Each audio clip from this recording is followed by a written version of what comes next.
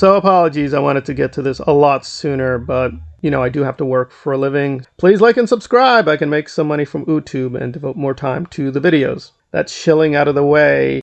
What did I think of the teaser? This is a teaser, it's not a trailer, for The Killer. Well, this is the thing with Fincher. Fincher will polarize. You either love him or hate him. Now, I do love him more than most people, but I'm also a little bit more critical. Overall, for what a teaser is supposed to do, this did its work. I'm very intrigued about what the story is and what he's going to do with it, the perspective, and this has a really strong cast. That said, can't hide the obvious that this looks very familiar. It looks a lot like Seven.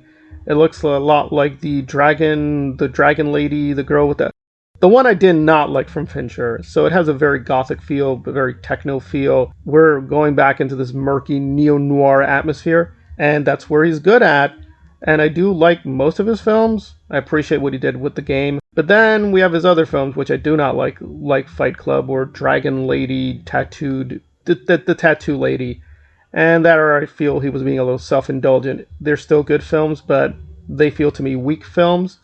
So we're getting aspects of The Social Network and The Dragon Lady, as well as Fight Club. And there's nothing wrong. He's a much older director. He's looking back at his career. But he's played some of these tricks too many times with the voiceover narration. That said, I'm not trying to be negative. I do think it looks amazing.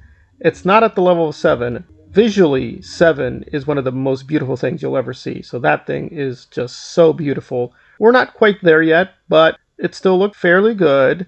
And in terms of what we're trying to be teased into, I think that's interesting. And this is based on a comic book. From what I understand, this is the first time ever. Fincher has adapted other source material, but this is a first. He's adapting a French comic book, so that's really intriguing. So there's many things I like here, but a few things I really could not jump on board. The music was really distracting. I don't think it added anything. I love Trent's music myself. I think Trent Reznor is a god, but this collaboration with him and Fincher is not working out. With Gone Girl, it was fine. It wasn't great, but it was fine. But here, it's just, I don't get it. I don't get what this music is supposed to do. And I think Fincher is an amazing director. I loved Mank. I thought that was like a near perfect film, but this felt a little disjointed beyond what it needed to be.